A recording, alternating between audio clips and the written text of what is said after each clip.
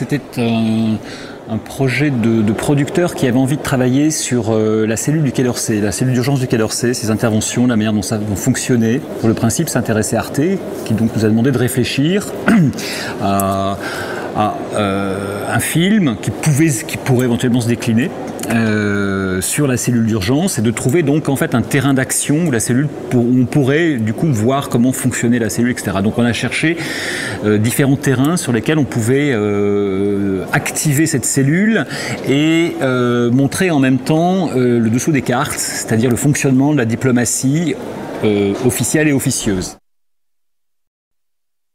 Ça peut être assez délicat parfois parce qu'on peut se retrouver avec une horde d'avocats spécialisés qui peuvent bloquer un film. Bon, c'est pour ça qu'on dévie avec la fiction, bon, on change de nom, etc. Bon, on garde le Niger. Ce sont des choses quand même qui sont assez avérées sur le plan maintenant historique, journalistique. Hein, donc, on fait pas de scoop non plus. Donc voilà, on traite une matière qui a déjà été évoquée dans la presse, surtout maintenant. Donc depuis la prise d'otage des personnels d'Areva l'année dernière. Mais ça demande aussi une certaine audace de la chaîne que d'aller dans ce processus, mais moi c'est à mon sens ce qui fait des fois la fiction française aujourd'hui, c'est-à-dire sa proximité avec le réel et sa capacité à aborder les vrais problèmes.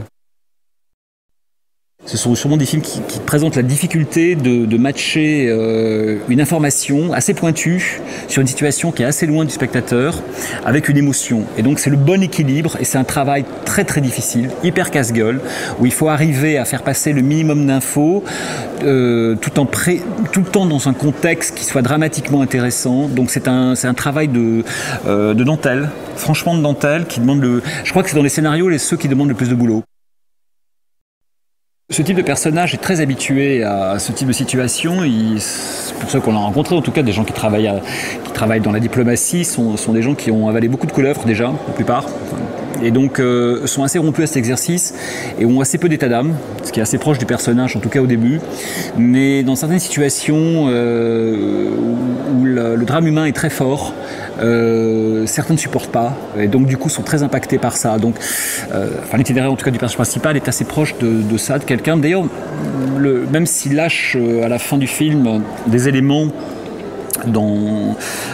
qui vont aider probablement cette fille du CIR à répandre la vérité, lui-même il n'est pas certain qu'il ne poursuive pas sa mission, puisque si on pense à une série, il vaut mieux qu'il continue, quoi.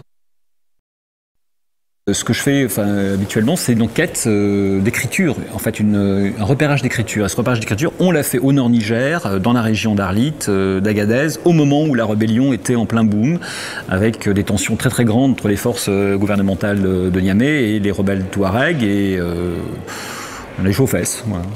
Mais bon, ça fait partie du travail d'investigation. En même temps, moi je suis pas journaliste, et je pose pas les questions de journaliste, c'est ça que je voulais dire, dans le sens où mon approche est beaucoup psychologique. Et quand je suis amené à rencontrer des gens pour les besoins d'une enquête, je pose pas des questions très concrètes, c'est souvent des questions très subjectives, sur des ressentis, choses comme ça. Les gens sont très étonnés et me livrent beaucoup plus de choses qui sont matière à fiction. Donc c'est ce que moi je vais chercher. C'est une des grosses revendications entre des scénaristes, d'être présent sur ces phases de préparation, parce que c'est le moment où tout s'accélère et en fonction des décors qu'on trouve pas, des castings qui bougent, de plein de paramètres qui font qu'une préparation est chaotique, est accélérée, et puis parfois un peu, des changements sauvages s'opèrent. Si le scénariste n'est pas disponible, c'est fait de manière un peu chaotique. Parfois le réalisateur réécrit, etc. Mais je ne dis pas qu'il n'est pas capable de le faire, mais il est pris lui-même avec 1000 problèmes.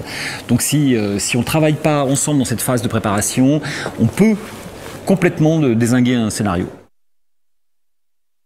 Je tiens à dire que cette histoire repose sur une histoire qui est déjà passée. Je faisais allusion à 2 journalistes qui travaillaient pour Arte, qui ont été pris en otage, faits prisonniers par les autorités nigériennes au Niger, à l'époque où le groupe français dont nous parlons tout à l'heure négociait le prix du kilo d'uranium avec l'État nigérien. Donc c'est une réalité qui s'est passée il y a quelques années.